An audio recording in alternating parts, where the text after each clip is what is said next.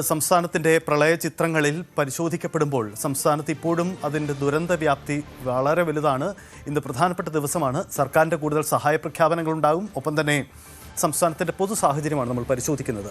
കഴിഞ്ഞ ദിവസം എല്ലാവരെയും ഞെട്ടിച്ച ഒരു കാഴ്ചയുണ്ടായ സ്ഥലം മലപ്പുറമാണ്. മലപ്പുറം പാണക്കാട് മണ്ണിടിച്ചിലുണ്ടായ ആ പ്രദേശത്ത് നിന്നും ഇപ്പോൾ മണ്ണ് നീക്കി തുടങ്ങിയിട്ടുണ്ട്. മണ്ണ് മാറ്റിയ ശേഷമേ പരിശോധന സംബന്ധിച്ച വ്യക്തത നടത്തുകയുള്ളൂ. മേഖലയിൽ ഗതാഗതം ഇപ്പോഴും നിരോധിച്ചിരിക്കുകയാണ്. പ്രദേശം നിർമ്മാണത്തിന് അനുയോജ്യമല്ലെന്നാണ് ഇപ്പോഴുമുള്ള വിലയിരുത്തൽ. അതുകൊണ്ട് തന്നെ ഇനിയുള്ള നീക്കങ്ങൾ നിർണായകമാണ്. നമ്മൾ കാണുന്നത് ആ സ്ഥലത്ത് നിന്നും മണ്ണ് മാറ്റുന്ന ദൃശ്യങ്ങളാണ്. ഒരു ദിവസം മുമ്പ് നമ്മൾ ആ മണ്ണിടിച്ചിലിൻ്റെ ദൃശ്യവും ഇപ്പോഴത്തെ ദൃശ്യങ്ങളുമായി ഓർത്തെടുക്കുമ്പോൾ അതിൻ്റെ വ്യാപ്തി എത്ര കണ്ട് വലുതായിരുന്നു എന്ന കാര്യം നമുക്ക് ഓർമ്മപ്പെടുത്തും. CV അനുമോദ് ഉണ്ട് നമുക്കിപ്പോൾ. അനുമോദ്,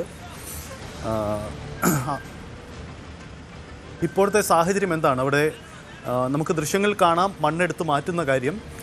റോഡ് എപ്പോൾ ഗതാഗത യോഗ്യമാകും? അതിനുമപ്പുറം ആ പ്രദേശത്തിൻ്റെ ഒരു അപകടാവസ്ഥ, ആ മേഖലയിലെ ഇനിയുള്ള മണ്ണിടിച്ചിൽ സാധ്യത, ഇതൊക്കെ വിശദമായ പഠനത്തിന് വിധേയമാകുമോ? പാലക്കാട് ആ മണ്ണിടിച്ചിൽ ദുരന്തം ഉണ്ടായ ഇവിടെയാണ്. നമുക്കിവിടെ കാണാൻ കഴിയും. മുകളിൽ നിന്ന് ഒന്നാകെ മണ്ണ്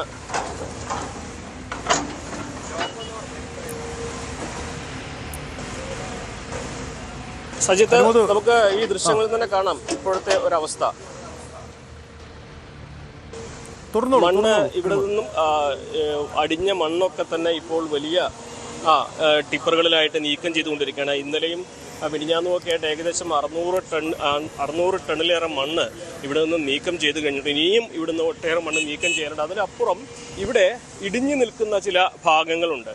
ആ മണ്ണ് ഇടിഞ്ഞു നിൽക്കുന്ന ഭാഗങ്ങളിൽ ഒരു കനത്ത മഴയുണ്ടായാൽ വീണ്ടും ഇടിയുമോ എന്നുള്ളൊരു ഭയമാണ്, അല്ലെങ്കിൽ അത്തരത്തിലൊരു ആശങ്കയുള്ളത് കൊണ്ടാണ് ഗതാഗതം പൂർണ്ണമായിട്ടും ഇതുവഴി ഇപ്പോൾ അനുവദിക്കാത്തതെന്നാണ് നമുക്ക് അധികൃതരുടെ ഭാഗത്ത് നിന്നും അറിയാൻ കഴിഞ്ഞിട്ടുള്ളത്. റോഡ് ഇപ്പോൾ ക്ലിയർ ചെയ്ത് കഴിഞ്ഞിട്ടുണ്ട്. അതായത് റോഡിൽ ഗതാഗതത്തിന് തടസ്സമായിരുന്ന തരത്തിലുള്ള മണ്ണ് കല്ലും മണ്ണും ഒക്കെ ഇവിടുന്ന് ഇതിനകം നീക്കം ചെയ്ത് കഴിഞ്ഞിട്ടുണ്ട്. ഇനി വേണ്ടത് പൂർണ്ണമായും ഗതാഗതം അനുവദിക്കണമെങ്കിൽ ഈ മേഖലയിലെ സുരക്ഷ ഉറപ്പാക്കണം. അതായത് ഇവിടെ നിന്ന് മുകളിൽ നിന്ന് മണ്ണ് ഇടിഞ്ഞു വീഴില്ല എന്ന ഒരു ഉറപ്പ് കിട്ടേണ്ടതുണ്ട്. അത് എത്രത്തോളം വൈകുമെന്ന കാര്യത്തിൽ നമുക്കിപ്പോൾ പറയാനാകില്ല. എന്നാണെങ്കിലും ഇവിടുത്തെ സ്ഥിതി അത് കളക്ടർ അടക്കമുള്ളവർ ഇന്ന് അവലോകനം ചേർന്ന് തീരുമാനിക്കും. അതിനുശേഷമാകും ഗതാഗതം പുനഃസ്ഥാപിക്കുന്നതിനെക്കുറിച്ചുള്ള കാര്യത്തിൽ ഒരു അന്തിമ ധാരണയുണ്ടാവുക. ഇപ്പോൾ ഫയർഫോഴ്സും ട്രോമാ കെയർ വളണ്ടിയേഴ്സും ഒക്കെയാണ് ഇവിടെയുള്ളത്. ഫയർഫോഴ്സ് ഉദ്യോഗസ്ഥരോട് നമുക്ക് സംസാരിക്കാം. സാർ, ഇപ്പോൾ എത്രത്തോളം കഴിഞ്ഞിരിക്കുന്നു മണ്ണ് നീക്കുന്നതൊക്കെ? മണ്ണ് നീക്കുന്നത് ഏകദേശം ആയിട്ടുണ്ട്. വൈകുന്നേരത്തിനുള്ളിൽ ഏകദേശം ഫുള്ള് കംപ്ലീറ്റ്, മഴ കാലാവസ്ഥ അനുകൂലമാണെങ്കിൽ വൈകുന്നേരത്തിനുള്ളിൽ തന്നെ ഏകദേശം കംപ്ലീറ്റ് ക്ലിയർ ചെയ്യാമെന്നാണ് വിചാരിക്കുന്നത്. പിന്നെ ഏകദേശം 20 ടോറസ് 17 ലോറികളായിട്ടാണ് ഇന്നലെ മണ്ണാക്കിയത്. ഏകദേശം 150 ലോഡും കൂടെ ഏകദേശം നമ്മൾ കണക്ക് കൂട്ടുന്നത് പോവാണ്ട് എന്നാണ്. അപ്പോൾ അത് കണക്കാക്കി ആശങ്ക ഉണ്ടോ ഇപ്പോഴും മുകളിൽ? ഇല്ല, ഇപ്പം ഞങ്ങൾ അങ്ങനത്തെ ഇതാകില്ല. അപ്പം നോക്കിയിട്ടാണ് ചെയ്യുന്നത്. നമ്മൾ സാഹചര്യം നോക്കിയിട്ടാണ് ചെയ്യുന്നത്.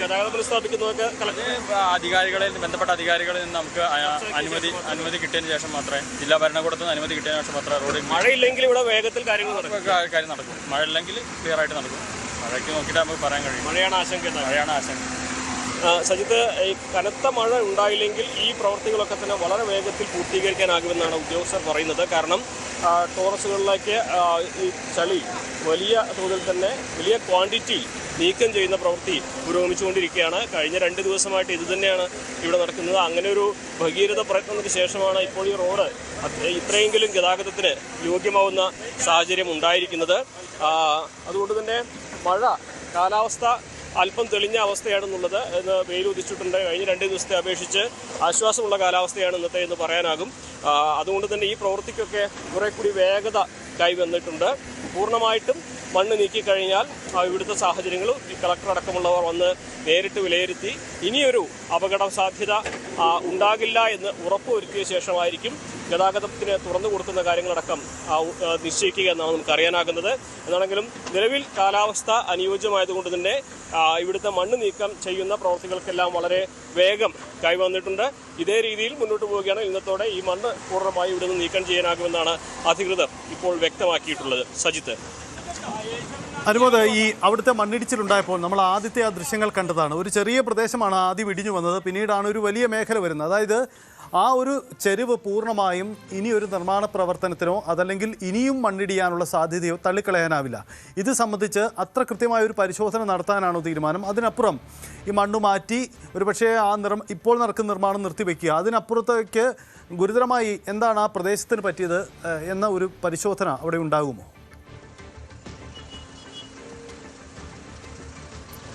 ഇത് നമുക്ക് ഈ ഒരു പ്രദേശത്തിൻ്റെ കുറച്ച് വൈഡായിട്ടുള്ള ദൃശ്യങ്ങൾ കാണിച്ചാലേ നമുക്കത് പറയാൻ കഴിയും. ഇപ്പോൾ ഇവിടെ നിന്ന് നോക്കുമ്പോൾ ഇത് കുത്തനെയുള്ള ഒരു ഭാഗമാണ് ഇടിഞ്ഞു വന്നിരിക്കുന്നത്. മലയുടെ ഈ ഒരു വശം നമ്മൾ നോക്കുകയാണെങ്കിൽ ഇവിടെ തട്ടായി തിരിച്ച് ഉള്ള തെങ്ങിൻ തോപ്പ്, ഈ താഴ്ഭാഗത്ത് തട്ടായി തിരിച്ചിട്ടുള്ള ഒരു തെങ്ങിൻ തോപ്പാണ്. അതായത് ഈ ഒരു മലയുടെ ഘടന നിലനിർത്തിയിട്ടുള്ള നിർമ്മാണം അല്ലെങ്കിൽ അത്തരത്തിലുള്ള പ്രവൃത്തിയായിരുന്നു മുൻപ് ഇവിടെ ഉണ്ടായിരുന്നത്. പക്ഷേ ഇവിടെ ഈ ഒരു ഭാഗത്ത് പെട്ടെന്ന് ഇവിടുത്തെ ഈ തട്ടായിട്ടുള്ള ഘടനയ്ക്കപ്പുറം ഒരു ഭാഗത്തെ മണ്ണ് പൂർണ്ണമായും നീക്കി അത്തരത്തിൽ മലയുടെ ഒരു ഘടനയിൽ തന്നെ വലിയ മാറ്റം വന്നപ്പോൾ സ്വാഭാവികമായിട്ടും മുകളിൽ നിന്നുള്ള സമ്മർദ്ദം അത് ഈ മണ്ണൊലിപ്പിന് ഈ വലിയ മഴ കൂടി വന്നതോടെ ഈ മണ്ണ് കുത്തി ഒലിച്ചു വരാനുള്ളൊരു സാഹചര്യം തീർത്തിട്ടുണ്ട് എന്നുള്ളതാണ് പ്രധാനമായിട്ടുള്ളത്. അതായത് ഒരു പ്രദേശത്തിൻ്റെ ഘടന അത് പൂർണ്ണമായിട്ട് മാറ്റുന്ന തരത്തിലുള്ളൊരു പ്രവൃത്തി ഇവിടെ നടന്നിരിക്കുന്നു എന്നുള്ളത് വ്യക്തമാണ്. ഇനി സജിത്ത് ചോദിച്ച ഒരു ചോദ്യത്തിലേക്ക്, ഇവിടെ ഇനി എന്ത് നിർമ്മാണം എന്നതിനെ സംബന്ധിച്ച് തീർച്ചയായിട്ടും ദുരന്ത നിവാരണ അതോറിറ്റി അടക്കമുള്ളവരുടെ തീരുമാനം ഇതിൽ വരേണ്ടതുണ്ട്. നിലവിലെ സാഹചര്യത്തിൽ ഇവിടെ ഈ പറയുന്ന മണ്ണ് നീക്കം ചെയ്തതുകൊണ്ട് മാത്രം അപകട ഭീഷണി ഒഴിയുന്നോ എന്ന ചോദ്യമാണ് ഉയരുന്നത്. നമുക്കിവിടെ കാണാൻ കഴിയും, വലിയ പാറക്കല്ലുകളൊക്കെ ഈ മണ്ണിന് താഴെ ഇവിടുന്ന് നമുക്ക് കാണാൻ കഴിയുന്നുണ്ട്. അപ്പോൾ ഈ ഒരു മലയുടെ മുകളിൽ, അതായത് ഇപ്പോൾ പൊട്ടലുണ്ടായതിൻ്റെ മുകൾ ഭാഗത്തും സ്വാഭാവികമായിട്ടും താഴേന്ന് ഇത്രയും അധികം മണ്ണ് ഒലിച്ചു പോകുന്ന സാഹചര്യത്തിൽ മുകളിലുള്ള മണ്ണിന് ബലം കുറയും, അല്ലെങ്കിൽ മുകളിൽ പിടിച്ചു നിൽക്കാൻ കഴിയാത്ത ഒരു സാഹചര്യം ഉണ്ടാകും. സ്വാഭാവികമായിട്ടും അത് ഈ ഒരു പ്രദേശത്തിൻ്റെ മറ്റ് പ്രവർത്തനങ്ങൾ, ഈ പ്രദേശത്ത് നടക്കുന്ന മറ്റ് പ്രവർത്തനങ്ങൾ എങ്ങനെ ബാധിക്കുമെന്നുള്ളത് തീർച്ചയായിട്ടും വിശദമായ പരിശോധനയ്ക്ക് ശേഷം മാത്രമേ പറയാനാവുകയുള്ളൂ. ഇവിടെ ജീവഹാനി ഒന്നും ഉണ്ടായിട്ടില്ല എന്നുള്ളത് വലിയ ഒരു ഭാഗ്യമായിട്ട് വേണം കാണുവാൻ. ഒരുപക്ഷെ ഈ സ്ഥലത്ത് മറ്റേതെങ്കിലും തരത്തിലുള്ള ഇനിയും ഈ പാറ നീക്കം ചെയ്യുകയോ അതേപോലെ തന്നെ കൂടുതൽ മണ്ണെടുക്കുകയൊക്കെ ചെയ്യുമ്പോൾ ആ വലിയ പാറയെല്ലാം തന്നെ നീക്കം ചെയ്യുമ്പോൾ സ്വാഭാവികമായിട്ടും ആ മുകളിൽ നിന്നുള്ള മണ്ണ് വീണ്ടും കുത്തിയൊലിച്ച് വരാനുള്ള സാധ്യതയൊക്കെ നമുക്ക് വിലയിരുത്തേണ്ടി വരും. അങ്ങനെ ഒരു പ്രദേശത്തിൻ്റെ ഘടന പൂർണ്ണമായും മാറ്റുമ്പോൾ അത് ആ മേഖലയെ ഒന്നാകെ ബാധിക്കുന്ന തരത്തിൽ, അതിൻ്റെ സുരക്ഷയെ ബാധിക്കുന്ന തരത്തിലേക്ക് സാഹചര്യം മാറുമോ എന്നുള്ളതൊക്കെ വിശദമായ വിലയിരുത്തലിന് ശേഷമേ പറയാനാകുകയുള്ളൂ. അതിനുശേഷം മാത്രമേ തുടർ പ്രവർത്തനങ്ങൾക്ക് ഇവിടെ അനുവാദ സാധ്യതയുള്ളൂ എന്നാണ് നമുക്ക് അറിയാനാകുന്നത്. എന്താണെങ്കിലും ഇപ്പോൾ ഈ പ്രദേശത്തെ ഇനി എന്ത് എന്ന ചോദ്യത്തിൽ അധികൃതർ തൽക്കാലം ഉത്തരം പറഞ്ഞിട്ടില്ല. പ്രഥമ പരിഗണന ഇവിടുത്തെ മണ്ണ് ക്ലിയർ ചെയ്ത് ഇവിടെ സുരക്ഷിതമാക്കുക എന്നുള്ളതിനാണ്. കാരണം ഇതൊരു സ്വകാര്യ വ്യക്തി തുടങ്ങാൻ ഉദ്ദേശിക്കുന്ന ഒരു നിർമ്മാണ പ്രവർത്തനത്തിന്റെ ഭാഗമായിട്ടുള്ളത്. അതിൻ്റെ കാര്യങ്ങൾ ഇപ്പോൾ ചർച്ച ചെയ്യേണ്ടതില്ല എന്ന നിലപാടിലാണ് അധികൃതരുള്ളത്. ആദ്യം ഈ പ്രദേശത്തിന്റെ സുരക്ഷ ഉറപ്പാക്കുക, അതിനുശേഷം മറ്റു കാര്യങ്ങളിലേക്ക് കിടക്കാമെന്നാണ് പറയുന്നത്. എന്നാണെങ്കിലും ഈ ഒരു ഭൂഘടന അത് മനസ്സിലാക്കി അത് ഈ ഒരു പരിസ്ഥിതിക്ക് അല്ലെങ്കിൽ ഈ ഒരു മേഖലയ്ക്ക് ദോഷമുണ്ടാകുന്ന തരത്തിലേക്കുള്ളൊരു മാറ്റം ഇവിടെ കൊണ്ടുവരാൻ എന്താണെങ്കിലും അധികൃതരുടെ ഭാഗത്തുനിന്നും ഈ ഘട്ടത്തിൽ അനുവാദം ഉണ്ടായേക്കില്ല എന്ന സൂചനകൾ തന്നെയാണ് നമുക്ക് ലഭിക്കുന്നത്. സജിത്ത്. യെസ്, അതാണ് അനുമോദം. ഒന്ന് തുടരുക, നമുക്ക് പ്രേക്ഷകർക്ക് കാണാം. ഇതാ അപകടമുണ്ടായ ആ സമയത്തെ ദൃശ്യങ്ങളും ഇപ്പോഴത്തെ സാഹചര്യവും.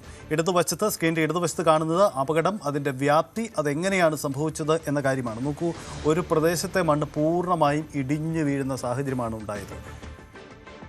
ഒരു ദിവസം മുമ്പ് ഉണ്ടായ ആ സംഭവം, ഏറെ ഞെട്ടിക്കുന്ന സംഭവം, മണ്ണിടിച്ചിൽ ഉണ്ടാകുന്നു മലപ്പുറം നഗരഭാഗത്ത് എന്നറിഞ്ഞ് റിപ്പോർട്ട് ചെയ്യാനെത്തിയ മാധ്യമപ്രവർത്തകർ നോക്കി നിൽക്കുകയാണ്. വലിയ തരത്തിൽ വീണ്ടും അവിടെ മണ്ണിടിഞ്ഞ് വീഴുന്നത് എന്നതാണ് നമ്മൾ കണ്ടത്. ഇതാ നോക്കൂ, ആ വിൻഡോയിൽ വളരെ വ്യക്തമാണ് രണ്ടിടങ്ങളിലും ഉണ്ടായ ആ അപകടത്തിൻ്റെ വ്യാപ്തി, അതിൻ്റെ സാഹചര്യങ്ങൾ എത്ര വലുതായിരുന്നു എന്ന കാര്യം വ്യക്തമാണ്. ഇപ്പോഴും നേരത്തെ മണ്ണിടിഞ്ഞപ്പോഴും ഉണ്ടായിരുന്ന ആ ദൃശ്യങ്ങൾ നോക്കാൻ നമുക്ക്, അതിൻ്റെ സാഹചര്യം ബോധ്യപ്പെടും നമുക്ക്. ആദ്യഘട്ടത്തിൽ അത് നോക്കൂ, ആ ദൃശ്യങ്ങളിൽ റോഡിലേക്ക് മണ്ണ് വരാതിരിക്കാൻ വേണ്ടി ചെറിയ തടസ്സങ്ങളൊക്കെ അവിടെ ഉണ്ടാക്കിയിട്ടുണ്ടായിരുന്നു. നിർമ്മാണ പ്രവർത്തനത്തിന് വേണ്ടിയുള്ള ചില ക്രമീകരണങ്ങളായിരുന്നു അന്ന് അവിടെ നടത്തിയിരുന്നത്. പക്ഷേ അതെല്ലാം പൂർണ്ണമായും തകർന്നടിഞ്ഞു പോയി എന്നതാണ് പിന്നീട് കാണുന്നത്. ഈ റോഡിലേക്ക് പതിച്ചു വന്ന മണ്ണ് റോഡും കവർ ചെയ്ത് തൊട്ടപ്പുറത്തെ പുഴയിലേക്ക് വീണു എന്നതാണ് അവിടെ സംഭവിച്ചത്. ഇപ്പോൾ ആ മണ്ണടക്കമാണ് അവിടുന്ന് നീക്കുന്നത്. റോഡ് ഗതാഗത യോഗ്യമാക്കാനുള്ള ശ്രമങ്ങളാണ്. ഇതാ പ്രദേശത്ത് മണ്ണ് നീക്കാനുള്ള നടപടിക്രമങ്ങൾ പുരോഗമിച്ചു കൊണ്ടിരിക്കുന്നു എന്നതാണ് സാഹചര്യം. അനുമോദം തുടരുന്നുണ്ട്. അനുമോദം, ഒരു കാര്യം കൂടി, ഈ അവിടെ മാധ്യമപ്രവർത്തകർ നോക്കി നിൽക്കെ ഉണ്ടായ അപകടം, അതിൽ മാധ്യമപ്രവർത്തകരെ പ്രതി ചേർക്കുന്ന അല്ലെങ്കിൽ അവരെ കുറ്റപ്പെടുന്ന ചില പോസ്റ്റുകളും നീക്കങ്ങളൊക്കെ ഉണ്ടായിരുന്നു. ഒരു വ്ളോഗറാണ് ഏറ്റവും മോശമായ ചില പരാമർശങ്ങൾ നടത്തിയത്. ആ മാധ്യമപ്രവർത്തകരെ മണ്ണിലിട്ട് മൂടണം എന്നതാണ് എത്ര രൂക്ഷമായ പരാമർശം. എന്തായാലും പൊതുസമൂഹം ആ പ്രസ്താവന തള്ളിക്കളഞ്ഞു. ഒടുവിൽ ഈ വ്ളോഗറും ക്ഷമ പറഞ്ഞു എന്ന് കേൾക്കുന്നു. എന്താണ് ഇദ്ദേഹത്തിൻ്റെ നീക്കം?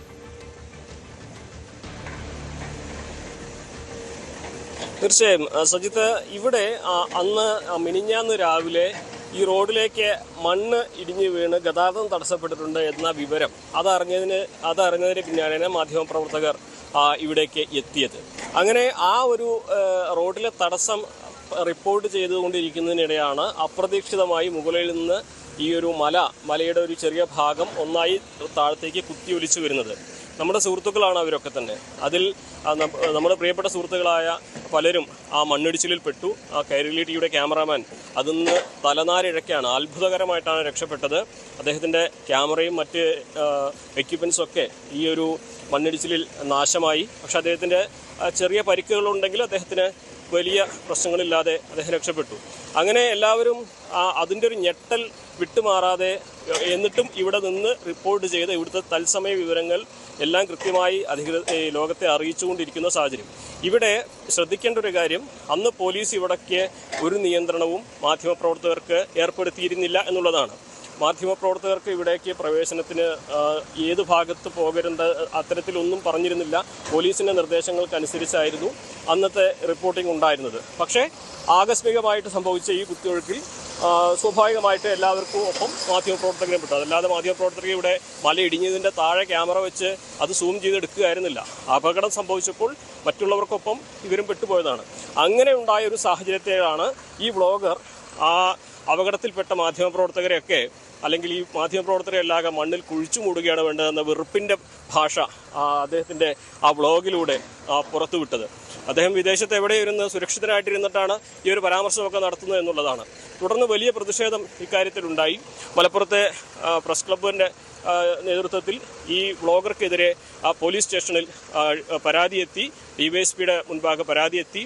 ആ ഒരു സാഹചര്യത്തിലാണ് ഇയാൾ ഈ ഒരു പരാമർശം പിൻവലിച്ച് മാപ്പ് പറയാൻ തയ്യാറായത്. താൻ കാര്യങ്ങൾ മനസ്സിലാക്കാതെയാണ് പറഞ്ഞത്, അങ്ങനെ സംഭവിക്കാൻ പാടില്ലായിരുന്നു, ക്ഷമ ചോദിക്കുന്നു, എല്ലാവരോടും മാപ്പ് പറയുന്നുവെന്ന് അദ്ദേഹം ഇന്നലെ അദ്ദേഹത്തിൻ്റെ ഇൻസ്റ്റഗ്രാം പേജിലിട്ടു. അപ്പോൾ ഇതൊക്കെ ഒരുപാട് പേരുണ്ട്. ഈ ഒരു മാധ്യമപ്രവർത്തകർ എല്ലാ പരിരക്ഷണവും അല്ലെങ്കിൽ എല്ലാ സുരക്ഷിതത്വവും മറികടന്ന്, പോലീസിൻ്റെയും അധികൃതരെയും വിലക്കെല്ലാം മറികടന്ന് വെറുതെ അവരുടെ ഇഷ്ടത്തിന് ചെയ്യുന്നു എന്ന വിചാരത്തിലാണ് ഈ കാര്യങ്ങളൊക്കെ പറയുന്നത്.